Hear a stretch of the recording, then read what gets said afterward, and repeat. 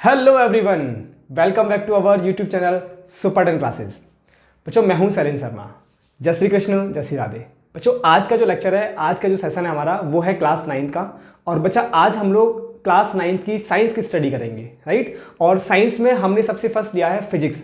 बच्चा, फिजिक्स का जो सबसे फर्स्ट चैप्टर है मोशन, तो आज हम लोग स्टडी करेंगे मोशन के बारे में।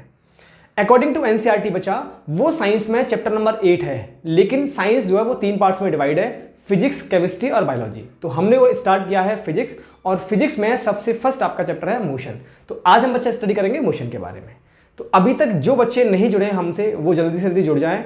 और जो बच्चे हमारे चैनल पर नए हैं, वो चैनल को सब्सक्राइब करें। जो बच्चा 10th क्लास का है, 11th क्लास का है, 12th क्लास का है, वो अपने जूनियर्स 9th क्लास वाले बच्चे को इस वीडियो को जरूर शेयर कर दें, राइट, जिससे 9th क्लास वाले बच्चे भी हमारा इस वीडियो का बेनिफिट ले पाएं, वो यहाँ पे मोशन की स्टडी आसानी से कर पाएं।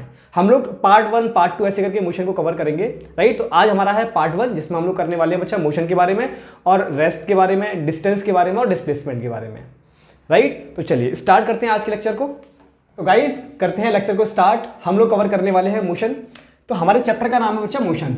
एनसीईआरटी के अकॉर्डिंग ये चैप्टर नंबर 8 है, लेकिन according to physics chapter number 1, right. बच्चा, चैप्टर के नेम से इंडिकेट है motion.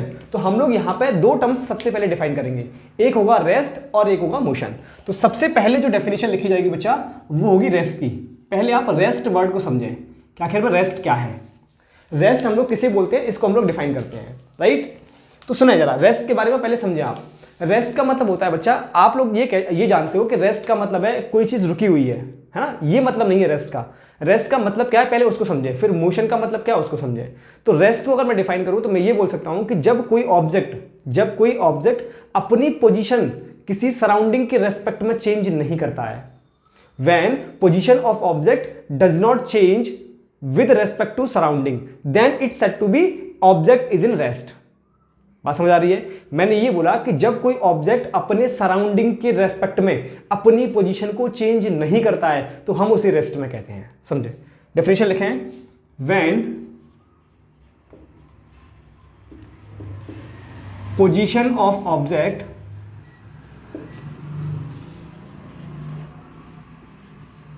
Does not change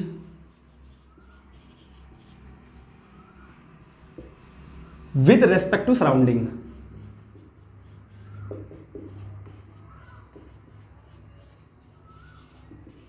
with respect to surrounding, तब हम कह सकते हैं कि वो ऑब्जेक्ट हमारा रेस्ट में है। अब बच्चा, अब हम लोग डिफाइन करते हैं मोशन को।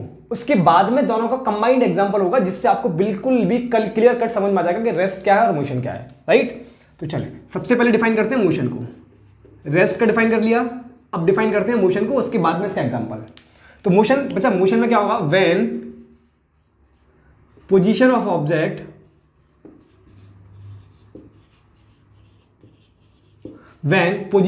Object changes with respect to surrounding,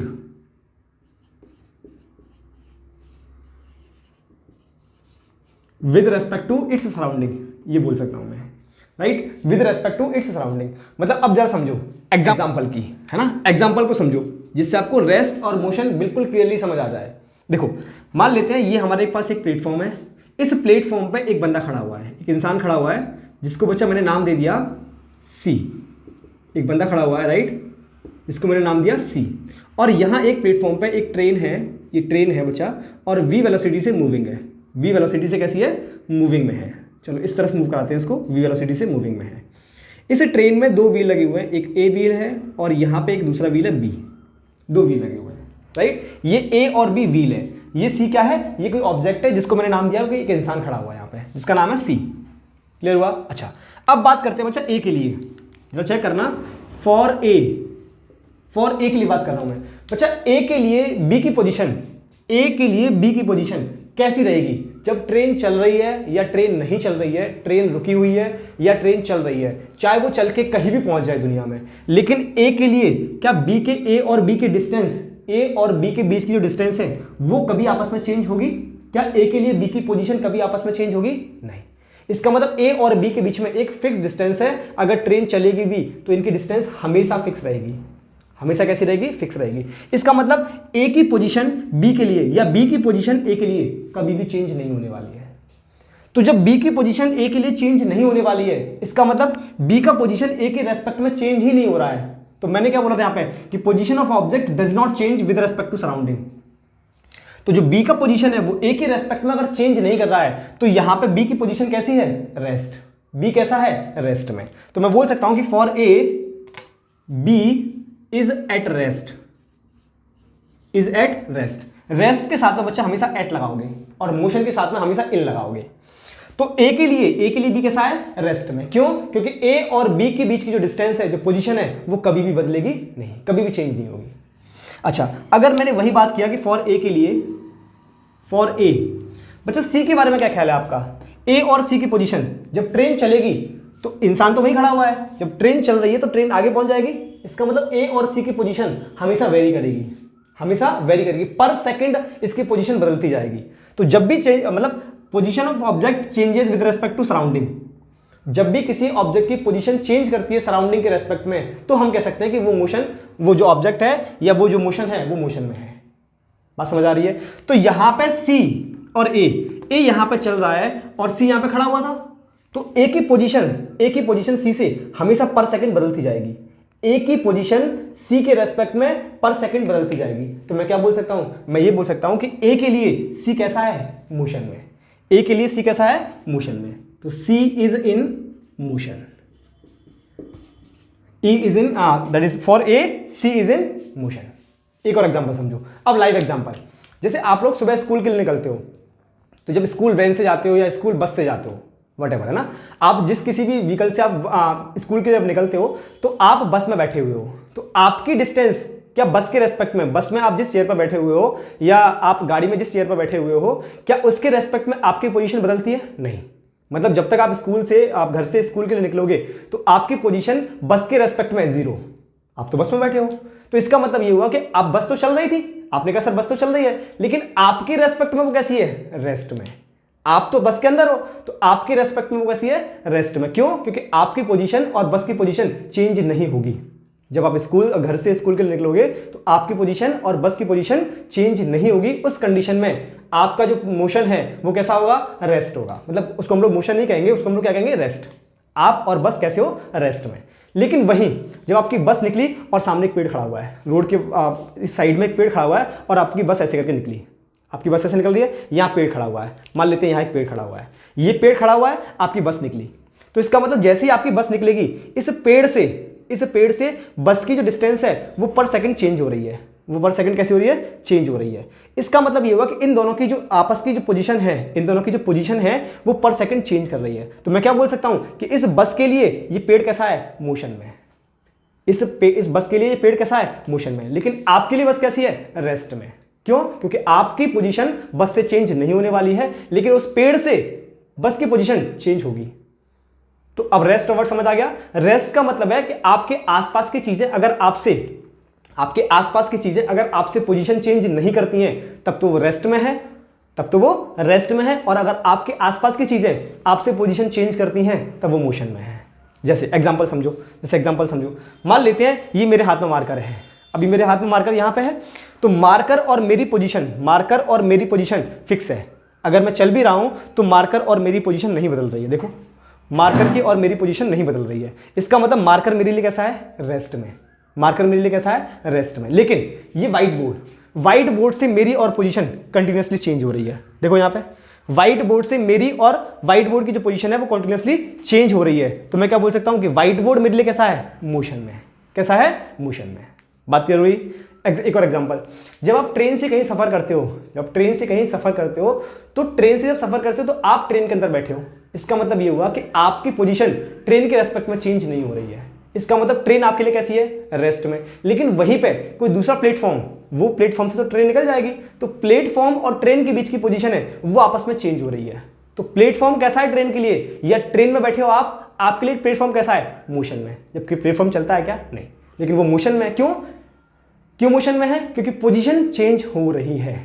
तो मैं ये कह सकता हूं कि इस दुनिया में कोई भी ऑब्जेक्ट एब्सोल्युटली रेस्ट में नहीं है, सारी चीजें मोशन में होती हैं। सारी चीजें कैसी होती हैं, मोशन में। तो मैं पॉइंट बना के यहां बात लिख सकता हूं कि नो ऑब्जेक्ट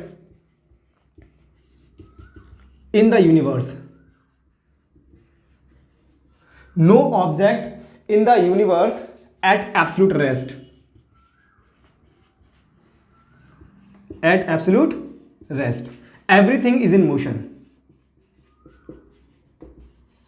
everything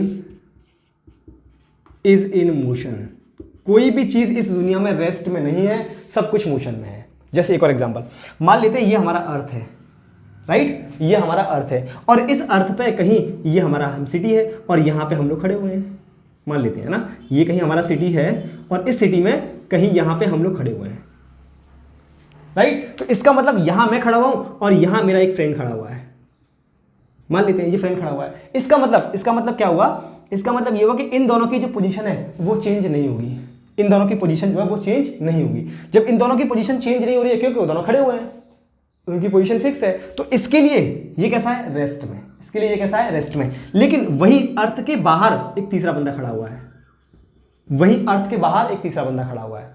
तो अब अगर अर्थ के बाहर खड़ा हुआ है तो अर्थ तो रिवॉल्व कर रही है, अर्थ तो घूम रही है। जब अर्थ अगर घूम रही है तो इसके लिए दोनों कैसे हैं, मोशन में, कैसे हैं, मोशन में, जबकि ये तो खड़े हुए हैं, लेकिन इसके लिए कैसे हैं, ये रिवॉल्व कर रहे हैं, घूम रहे हैं। तो कोई भी चीज, कोई भी इस दुनिया में कोई भी चीज रेस्ट में नहीं होती है, सब कुछ मोशन में है। एब्सोल्यूट रेस्ट में कोई चीज नहीं है।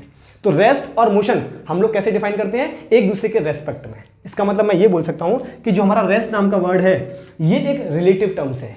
जब तक मैं ये नहीं बताऊंगा कि मैं किससे रेस्ट में हूं या किसके रेस्पेक्ट में मोशन में हूं, तब तक क्लेरिफाई मुझे नहीं मिलेगा कि रेस्ट है कि मोशन है। तो रेस्ट और मोशन दोनों के दोनों टर्म्स कैसे हैं, इट इज रिलेटिव टर्म्स। बहुत इंपॉर्टेंट क्वेश्चन बनता है ये वाला। तो मैं बोल सकता हूं कि rest is a relative terms, is a relative term। तो रेस्ट कैसा है, रिलेटिव टर्म है। हम जब तक रेस्पेक्ट में नहीं बताएंगे कि किसके रेस्पेक्ट में हम बात कर रहे हैं, तब तक ये क्लैरिफाई नहीं मिलेगा कि कोई चीज रेस्ट में है या कोई चीज मोशन में है। इतना नोट करें पहले आप। तो बच्चा पार्टी, रेस्ट और मोशन के बाद में आई होप कि आपको रेस्ट और मोशन अच्छे से समझ आ गया होगा। अगर फिर भी कोई डाउट बचता है, किसी बच्चे को कोई प्रॉब्लम आती है, तो वो मुझे कमेंट बॉक्स में कमेंट करके जरूर बताएं, हम उसका सॉल्यूशन आपको देंगे, राइट। अब हम लोग बच्चा बात करेंगे नेक्स्ट टॉपिक की, जिसमें है डिस्टेंस और डिस्प्लेसमेंट। बच्चा मैं डिस्टेंस और डिस्प्लेसमेंट दोनों टॉपिक को साथ में लेके चलूंगा, क्योंकि दोनों टॉपिक एक जैसे हैं और उनका डिफरेंस मोस्ट इंपोर्टेंट है। तो मैं साथ साथ में आपको डिफरेंस भी बताऊंगा और ये भी क्लैरिफिकेशन दूंगा कि डिस्टेंस किसे कहते हैं और डिस्प्लेसमेंट किसे कहते हैं, किस तरह से हम लोग डिस्टेंस को मेजर करते हैं बच्चा, और किस तरह से हम लोग डिस्प्लेसमेंट को मेजर करते हैं। क्लियर हुआ? तो अभी हम लोग बात करते हैं बच्चा डिस्टेंस और डिस्प्लेसमेंट की। मैं दोनों को साथ में लेके चलूंगा। तो यहां मैंने एक बीच में लाइन खींच लिया, एक तरफ मैं डिस्टेंस लिखूंगा और एक तरफ मैं डिस्प्लेसमेंट की बात करूंगा। तो यहां मैं लिखता हूं बच्चा डिस्टेंस, जिससे हमारा डिफरेंस भी कवर हो जाएगा और क्लैरिफिकेशन भी मिल जाएगा। और इस तरफ बच्चा मैं बात करूंगा डिस्प्लेसमेंट की।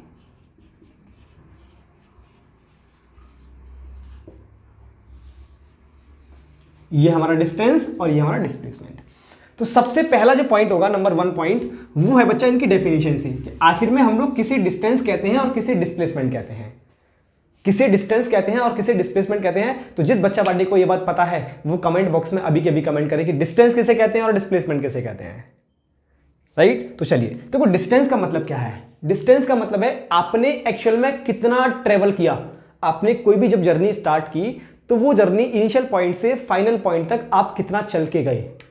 That means actual path travel by an object. एक ऑब्जेक्ट ने एक्चुअल में कितना ट्रेवल किया, एक ऑब्जेक्ट ने एक्चुअल में कितना ट्रेवल किया, इसे हम लोग कहते हैं डिस्टेंस। तो मैं क्या बोल सकता हूं कि actual path travel by an object,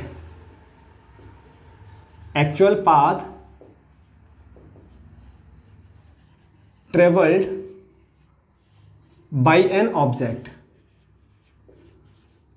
is called distance. Actually में किसी भी ऑब्जेक्ट ने कितना पाथ कवर किया उसको हम लोग बोलते हैं distance.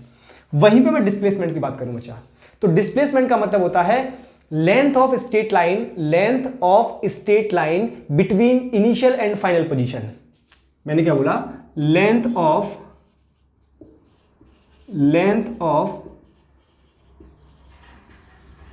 Straight line between initial and final position, initial and final position. Right. या आप इसको ये भी कह सकते हो it is a shortest distance. क्या कह सकते हो? Shortest distance.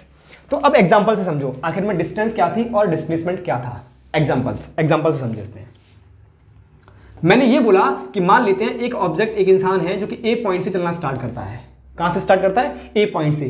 पहले वो ए पॉइंट से बी पॉइंट पहुंचता है, और फिर बी पॉइंट से वो सी पॉइंट पहुंचता है, और फिर वो सी पॉइंट से डी पॉइंट पहुंचता है, और फिर बच्चा वो डी से लेट्स ई पे आ जाता है।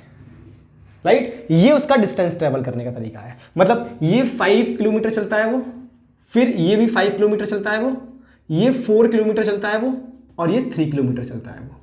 कहां पहुंचता है वो? ई पॉइंट पे। कहां पहुंचता है वो? ई पॉइंट पे। राइट। इसका मतलब एक्चुअल में कितना चला? 5 और 5 10 और 14 और ये 17। इसका मतलब इसका जो डिस्टेंस आया बच्चा, ए से चला, ए से लेके वो ई तक, ए से लेके ई तक ट्रेवल किया। कहां कहां हो गए? ए से गया बी प्लस, बी से चला सी प्लस, सी से गया वो डी प्लस, डी से पहुंचा वो ई। इसका मतलब A B plus B C plus C D और प्लस डी ई। ये हमारा है डिस्टेंस। तो कैसे कैलकुलेट किया हमने? 5 plus 5 plus 4 plus 3 is equal to 17 kilometre. ये आ गया हमारा डिस्टेंस। क्या है बच्चा पार्टी? डिस्टेंस। लेकिन अगर यही मुझसे ये बोला जाता कि आप इसका डिस्प्लेसमेंट बताओ। क्या बताओ? डिस्प्लेसमेंट। मैं इसके डिस्प्लेसमेंट की बात करूंगा। तो डिस्प्लेसमेंट की बात करें, मैंने डिस्प्लेसमेंट की डिफाइन में क्या लिखा है? Length of straight line between two position, initial and final position. तो बच्चा इसका जरा चेक करना। इनिशियल पोजीशन क्या है? ए। इसका फाइनल पोजीशन क्या है? ई। ए और ई के बीच में, ए और ए के बीच में हमने एक स्ट्रेट लाइन ड्रॉ कर दी। हमने ए और ई के बीच में एक स्ट्रेट लाइन ड्रॉ की और इस स्ट्रेट लाइन को मेजर कर लिया। हमने ए और ई के बीच में एक स्ट्रेट लाइन ड्रॉ की और इस स्ट्रेट लाइन को मेजर कर लिया। सपोज दैट ये निकल के आई अपने पास 12 किलोमीटर की। ऐसा हमने मान लिया, इस स्ट्रेट लाइन को हमने मेजर किया और ऐसा मान लिया कि ये स्ट्रेट लाइन कितनी गई? 12 किलोमीटर की। इसका मतलब हमने जो ए ई को मेजर किया वो कितना आया? 12 किलोमीटर। कैसे मेजर किया? एक स्ट्रेट लाइन बना के। कैसे मेजर किया? एक स्ट्रेट लाइन बना के। एक और एग्जांपल समझो इस चीज को। एक और एग्जांपल से आप समझो। जैसे मैंने बोला कि कोई एक ऑब्जेक्ट है वो कि सर्कुलर पाथ पे ट्रेवल करता है, पॉइंट ए से पॉइंट बी पहुंचता है। वो ए से ट्रेवल करके बी पॉइंट पे पहुंचता है, ए से ट्रेवल करके बी पॉइंट पे पहुंचता है via circular path of radius R. इसका रेडियस है बच्चा आर। तो वो ए से बी पहुंचता है। यहां मुझे डिस्टेंस बताना है और यहां मुझे डिस्प्लेसमेंट बताना है।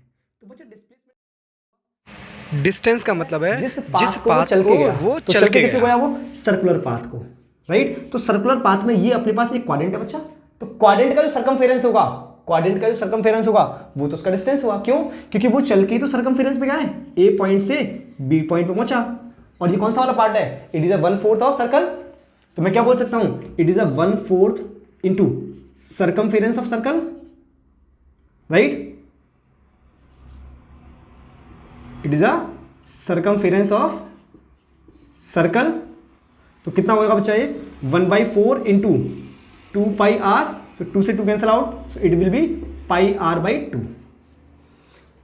It will be pi R by 2। ये क्या निकाला हमने? डिस्टेंस। अब अगर मुझसे यहां डिस्प्लेसमेंट पूछा, किसका डिस्प्लेसमेंट कितना होगा बच्चा? राइट। तो डिस्प्लेसमेंट कैसे कैलकुलेट करेंगे? डिस्प्लेसमेंट का मतलब मैंने भी आपको बताया कि ए पॉइंट और B point, that is initial point और फाइनल पॉइंट, इनके बीच में एक स्ट्रेट लाइन ड्रॉ करो। तो इनके बीच में मैंने एक स्ट्रेट लाइन ड्रॉ किया। इस स्ट्रेट लाइन का मुझे लेंथ चाहिए। क्या चाहिए मुझे? लेंथ। तो बच्चा लेंथ कैसे निकालेंगे? क्या ये राइट एंगल ट्रायंगल दिख रहा है हमें? ये आर है, ये आर है। तो यहां पे हम लोग क्या लगा दें? Pythagoras theorem. क्या लगाएं? Pythagoras theorem. बच्चा इस पॉइंट को मैंने नाम दे दिया ओ। तो मुझे करना है यहाँ कैलकुलेट ए बी को। तो पाइथागोरस थ्योरम कैसे लगाएंगे? ए बी का square is equal to A का स्क्वायर प्लस ओ बी का स्क्वायर। तो मुझे ए बी चाहिए। It is equal to root में ए कितना हो जाएगा बच्चा? आर स्क्वायर प्लस के आर स्क्वायर। सो ये कितना आ गया? 2r square. आर रूट से बाहर आ जाएगा। सो ए बी कितना आ गया बच्चा अपने पास? r√2। सो डिस्टेंस कितना आया बच्चा अपने पास? पाई आर बाई 2। और डिस्प्लेसमेंट कितना आया? r√2। कैसे कैलकुलेट किया एक बार जरा चेक करें, एक बार से नोट करें, फिर आगे आते हैं नेक्स्ट पॉइंट पे। तो बच्चा पार्टी फर्स्ट पॉइंट पे हमने ये समझा कि डिस्टेंस क्या है और डिस्प्लेसमेंट क्या है, जिसमें मैंने आपको 2 एग्जांपल्स भी दिए। आई होप कि आपको अंडरस्टूड हो गया होगा कि हम लोग डिस्टेंस कैसे कैलकुलेट करेंगे या डिस्टेंस को कैसे डिफाइन करेंगे और डिस्प्लेसमेंट कैसे कैलकुलेट करेंगे और डिस्प्लेसमेंट को कैसे डिफाइन करेंगे। अब हम लोग नेक्स्ट डिफरेंस की बात करते हैं, नेक्स्ट पॉइंट की बात करते हैं। तो बच्चों सेकंड पॉइंट की मैं बात करूं, सेकंड पॉइंट में मैं ये बोलता हूं आपको कि डिस्टेंस जो है वो कैसी क्वांटिटी है और डिस्प्लेसमेंट कैसी क्वांटिटी है। क्वांटिटी का मतलब फिजिकल क्वांटिटी को हम लोग दो पार्ट्स में डिवाइड करते हैं, एक होता है वेक्टर क्वांटिटी और एक होता है स्केलर क्वांटिटी। तो बच्चा वेक्टर क्वांटिटी वो होती है जिनके पास में मैग्नीट्यूड है और साथ में डायरेक्शन भी है। तो मैग्नीट्यूड का मतलब होता है बच्चा जिनके पास में उनकी कुछ वैल्यू है और उनके साथ डायरेक्शन भी है। और स्केलर क्वांटिटी वो होती हैं जिनके पास में केवल और केवल मैग्नीट्यूड है, डायरेक्शन नहीं है बच्चा, राइट। तो मैंने क्या बोला, जो डिस्टेंस है it is a scalar quantity, it is a scalar quantity. बच्चा स्केलर क्वांटिटी का मतलब क्या है, it has only magnitude, only magnitude. इसके पास में कोई भी डायरेक्शन नहीं है, it has only magnitude, it has no direction, right. यहां बोलता हूं मैं it is a vector quantity, it is a vector quantity. बच्चा वेक्टर क्वांटिटी का मतलब क्या है, it has magnitude as well as direction, it has magnitude, इसके पास में इसका मैग्नीट्यूड भी है और इसके पास में इसकी डायरेक्शन भी है, इसका मैग्नीट्यूड भी है और इसका डायरेक्शन भी है। एग्जांपल की बात करें, जैसे मैंने बोला कि एक ऑब्जेक्ट ने ट्रेवल किया 25 किलोमीटर, तो 25 किलोमीटर इज अ डिस्टेंस। क्यों? क्योंकि 25 के साथ में कोई डायरेक्शन स्पेसिफाइड नहीं है, केवल वैल्यू है। और मैंने एक ये एग्जांपल बोला कि एक इंसान ने ट्रेवल किया 25 किलोमीटर इन नॉर्थ, तो बच्चा मैंने डायरेक्शन भी लगा दी, इसका मतलब ये डिस्प्लेसमेंट है। तो केवल 25 डिस्टेंस था, साथ में मैंने नॉर्थ लगा दिया, तो वो मैग्नीट्यूड के साथ में डायरेक्शन भी इंक्लूड हो गई, तो वो बन गया डिस्प्लेसमेंट। क्लियर हुआ? क्लियर हुआ बात? नेक्स्ट पॉइंट, थर्ड पॉइंट की बात करें। Third point most important point है। ये बोलते हैं हम लोग थर्ड पॉइंट में कि जो डिस्टेंस है, अच्छा डिस्टेंस है, ये कभी भी नेगेटिव नहीं हो सकती, जीरो नहीं हो सकती। It can never be negative और zero, it is always positive. It can never be, it can never be negative और जीरो, और zero. It is always, it is always positive, it is always positive, sorry,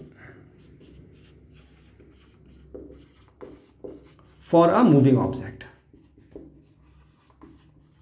किसी भी moving object के लिए जो distance है वो ना तो कभी जीरो होगी और ना ही कभी नेगेटिव होगी।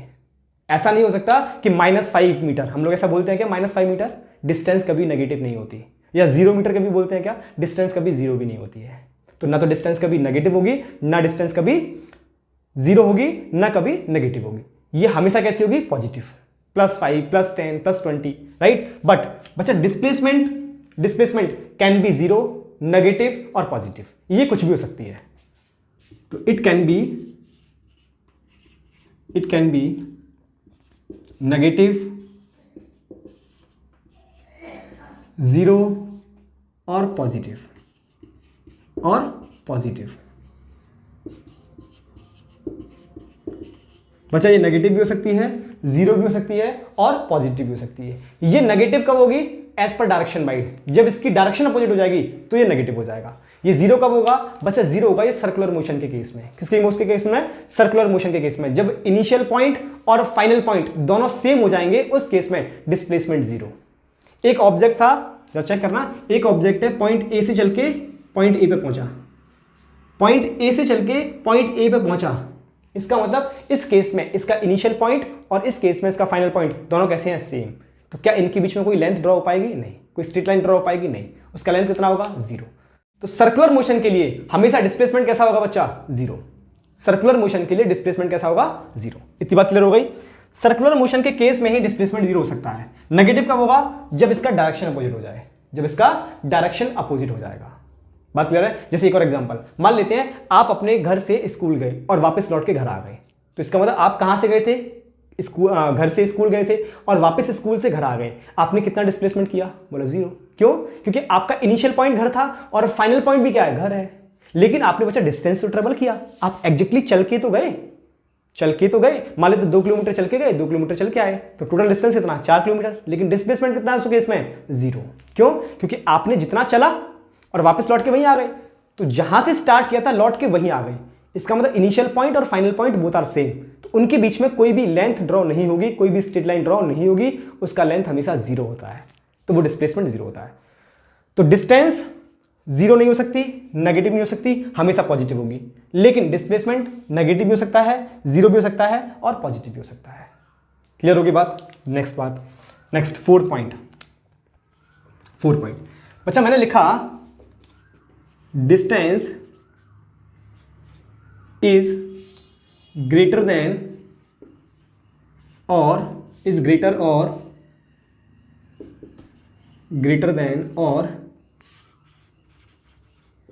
इक्वल टू डिस्प्लेसमेंट बच्चा जो डिस्टेंस की जो वैल्यू है वो हमेशा डिस्प्लेसमेंट से ज्यादा होगी या फिर डिस्प्लेसमेंट के बराबर होगी, राइट? लेकिन जो हमारा डिस्प्लेसमेंट है वो हमेशा it is always less than the distance.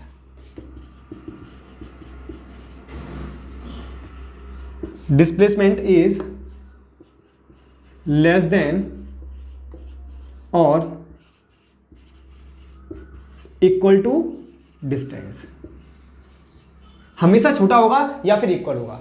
Equal case में किसमें होगा?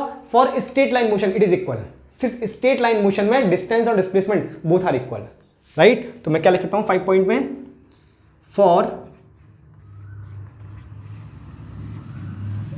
Straight line motion distance is equal to displacement, right? Straight line motion का मतलब for linear motion. Straight line motion को अपन क्या कहते हैं? Linear motion. तो स्ट्रेट लाइन मोशन के केस में ही डिस्टेंस और डिस्प्लेसमेंट दोनों इक्वल होंगे, अदरवाइज हमेशा डिस्टेंस बड़ा होगा और डिस्प्लेसमेंट छोटा होगा। ये बात मैं यहां भी बोल सकता हूं। For linear motion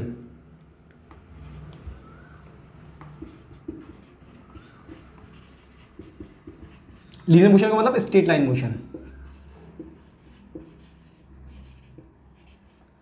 for straight line motion, right?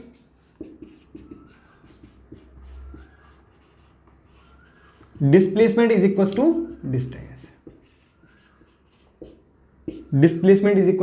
Distance. हमेशा डिस्टेंस और डिस्प्लेसमेंट लीनियर मोशन के केस में इक्वल होंगे, अदरवाइज हमेशा डिस्टेंस बड़ा होगा, डिस्प्लेसमेंट छोटा होगा। एक बार नोट करें इस पॉइंट को। अब एक लास्ट पॉइंट इसमें और एक नोट पॉइंट करके लिखते हैं बच्चा, नोट पॉइंट करके आखिर में हम लोग डिस्टेंस को मेजर कैसे करते हैं, राइट? किस डिवाइस से मेजर करते हैं? तो बच्चा आपने देखा होगा व्हीकल्स में, बाइक वगैरह में या गाड़ी वगैरह में एक मीटर लगा होता है जो हमें किलोमीटर्स बताता है। तो बच्चा जो किलोमीटर्स बताता है ना उसको बोलते हैं ऑडोमीटर। क्या बोलते हैं? ऑडोमीटर। और वो बच्चा डिस्टेंस को मेजर करता है, डिस्प्लेसमेंट को नहीं। किसको मेजर करता है वो? डिस्टेंस को। तो distance is measured by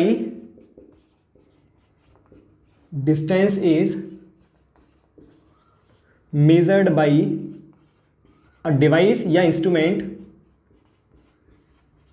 known as odometer, right? Distance को हम किससे मेजर करते हैं बच्चा? ऑडोमीटर से। किससे मेजर करते हैं? ऑडोमीटर से। ये बहुत अच्छा क्वेश्चन है जो आपके मोस्टली कॉम्पिटिटिव एग्जाम में, जितने भी कॉम्पिटिटिव एग्जाम होते हैं वहां पे पूछा जाता है कि हम लोग डिस्टेंस को किससे मेजर करते हैं? ऑडोमीटर से। अब बच्चा देखो, आप व्हीकल्स में आपने देखा होगा कि इस तरह का कुछ मीटर बना होता है ना? यहाँ पे जो ऐसे करके एक बॉक्स बना होता है, रेक्टेंगल बॉक्स, जहां पे किलोमीटर्स में बात आती है, किलोमीटर्स में। और यहाँ हमारा 1 2 ऐसे करके 0 4 5 ऐसे लिखा रहता है, राइट? ये मीटर्स बना होता है, यहाँ पर सुई लगी होती है। तो बच्चा ये जो होता है, ये तो होता है स्पीडोमीटर। ये जो किलोमीटर्स वाली बात बता रहा है इसको बोलते हैं अपन ऑडोमीटर। ये जो किलोमीटर्स बताएगा इसको बोलते हैं बच्चा अपन ऑडोमीटर। तो जो किलोमीटर बताता है वो डिस्टेंस होती है और उसको अपन बोलते हैं ऑडोमीटर, राइट? वो किलोमीटर बताएगा, आपको डायरेक्शन नहीं देता है, इसलिए वो डिस्प्लेसमेंट नहीं है, वो क्या है आपका? केवल डिस्टेंस। और उसको क्या बोलते हैं हम लोग? ऑडोमीटर। क्लियर हुआ? ये आप स्क्रीनशॉट ले लें इसका।